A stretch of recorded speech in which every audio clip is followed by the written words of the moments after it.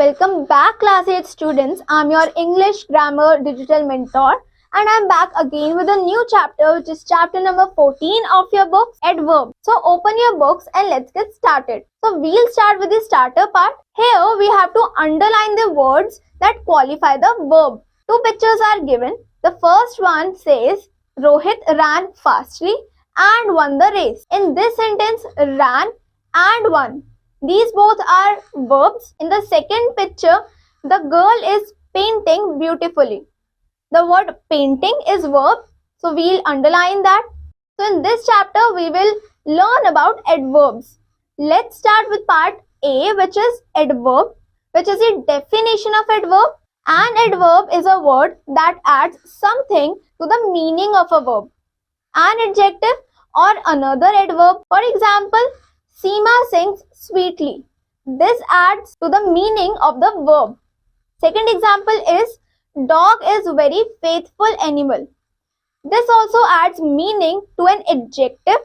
And third example is the bird flies very swiftly. Here it adds to the meaning of another adverb. Now let's see part number B. Let's see part number B, which is kinds of adverb. Adverbs are of following kinds. First, adverb of manner. Second, adverb of place. Third, adverb of time. Fourth, adverb of degree. Fifth, adverb of frequency. And sixth, interrogative adverbs. Now let's know more about them one by one. So we'll start with adverb of manner. Adverbs that tell how an action is performed are called adverbs of manner. Such adverbs are generally used at the end of a sentence. For example, she runs quickly. Next is adverbs of place. Adverbs that tell where an action takes place are called adverbs of place. They are most commonly used after the verb in a sentence. For example, put the bag there. Next one is adverbs of time.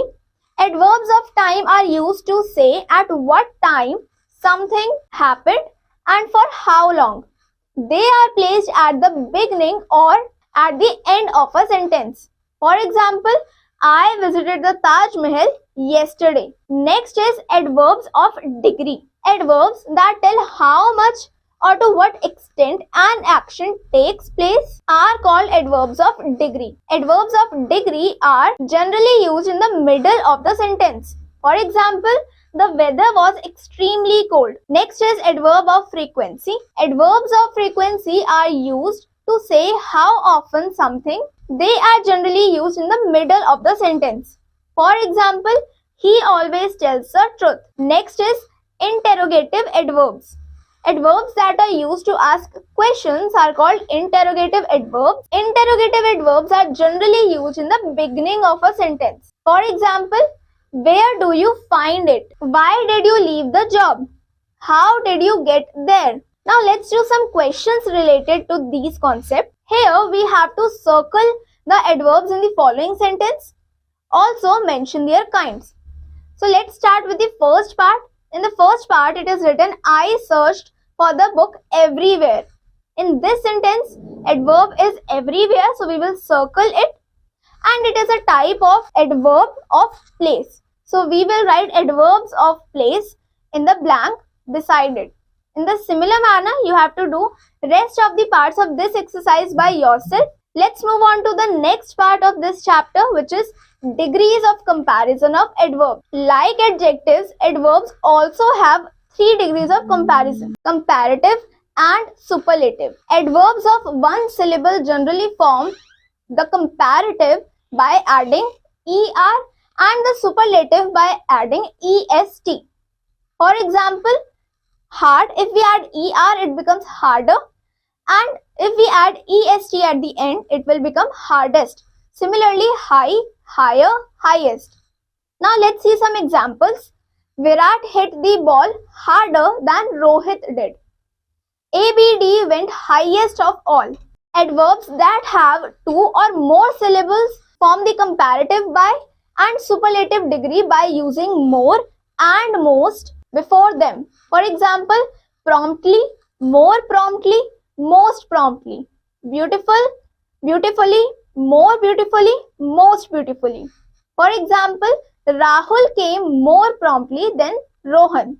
Rekha danced most beautifully of all. Some adverbs form the comparative and the superlative degree by using less and least before them. For example, Yuvi played less confidently after his marriage. Several adverbs have irregular comparison. That is, here a table is given in which some of the words are given. Let's read them one by one. First word is well. For comparative form, we write better, and for superlative form, we write best. Similarly, for badly, we write worse, worst. For late, we write later, latest or last, little, less, least, much, more, most. While using adverbs to compare, we can use as to express quality. For example, Rohit ran as fast as cheetah. Now let's do some questions related to these concepts. Here we have to fill in the blanks with appropriate degrees of adverbs given in the bracket. First one says, she speaks English dash fluently now than last year. So here we can write, she speaks English more fluently now than last year. In the similar manner, you can do rest of the parts of this question by yourself. Let's move on to the next part of this chapter, which is words used both as adjectives and adverbs. Now, there are several words that may be used both as adjectives and adverbs. For example, early, daily, weekly, monthly, yearly, fair, high. Some more examples are given below. Let's start with late. The get-together is scheduled for late evening. Here it is used as an adjective, and in the second sentence, which is she arrived late, it is used as adverb. Second word is fast. Modern man lead a fast life. It is used as an adjective in this sentence. And in the second one, which is she drove her car fast, it is used as adverb. Next word is straight. Don't expect a straight answer from her. Here it is adjective. And he went straight home. Here it is adverb. Now here comes a question in which we have to identify the highlighted word as adjective or adverbs. Write in the blanks provided. The first statement is she worked late. In this sentence, it is used as an adverb. So we will write adverb in the given blank. In the similar way, you have to do rest of the parts of this exercise by yourself. Let's move on to the next part of this chapter, which is part number N, adverbs likely to be confused. Now here, two words are given, hard and hardly. Hardly means very little or almost not. Could you speak a bit louder? I can hardly hear you. This means I can hear you very little. In the next example, Megha must be unwell. She hardly ate anything.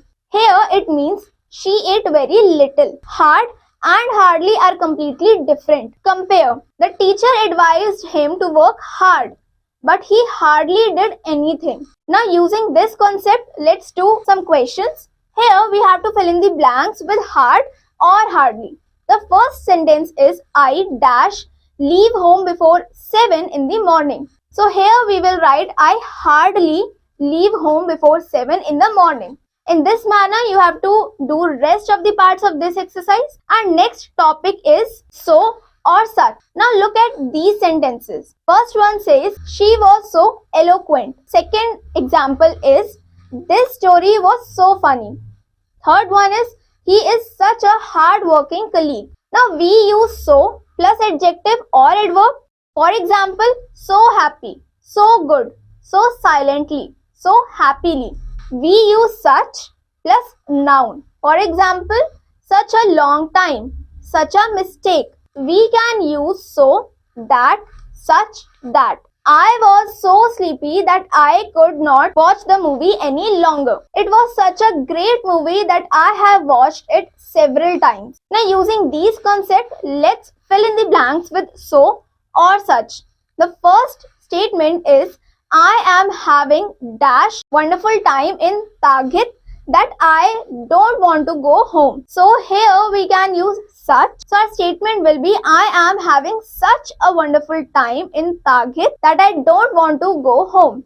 In the similar manner, you have to do rest of the parts of this exercise by yourself. With that, let's move on to the next part of this chapter, which is enough or to. Enough means sufficient and is used in the positive sense. It is placed after adjectives and adverbs but before nouns. For example, he is intelligent enough